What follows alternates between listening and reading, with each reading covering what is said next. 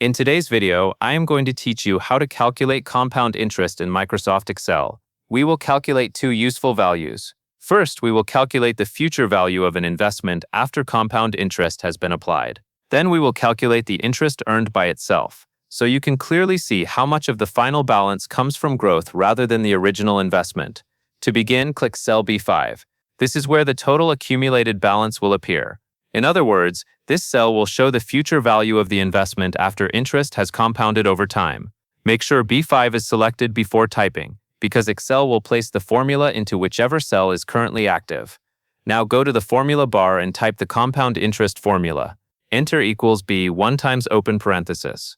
1 plus B2 divided by B3, close parenthesis raised to the power of open parenthesis B3 times B4 close parenthesis.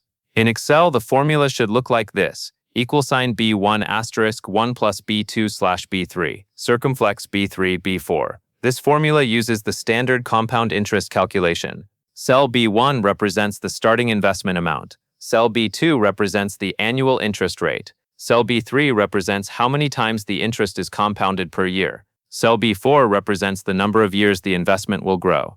The part inside the parentheses calculates the growth rate for each compounding period. The exponent tells Excel how many total compounding periods happen over the full length of the investment. After you have typed the formula, press Enter on your keyboard. Excel will calculate the result immediately, and cell B5 will display the total accumulated balance. This number includes both the original investment and all of the interest that has been earned through compounding. Next, we will calculate the interest earned alone. This is helpful because the future value includes the original amount you started with, so it does not show the growth separately. To find only the compound interest amount, click cell B6. This cell will be used to subtract the original investment from the total final balance. With cell B6 selected, type the formula equal sign B5B1. This tells Excel to take the total accumulated balance from cell B5 and subtract the original investment amount from cell B1.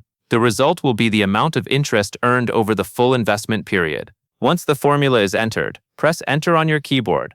Excel will now show the specific compound interest amount in cell B6. This value represents only the money gained from interest, not the starting principal. At this point, you have calculated both the future value and the interest earned. Cell B5 shows the full balance after compounding, and cell B6 shows the profit from compound interest alone. That covers everything you need to know.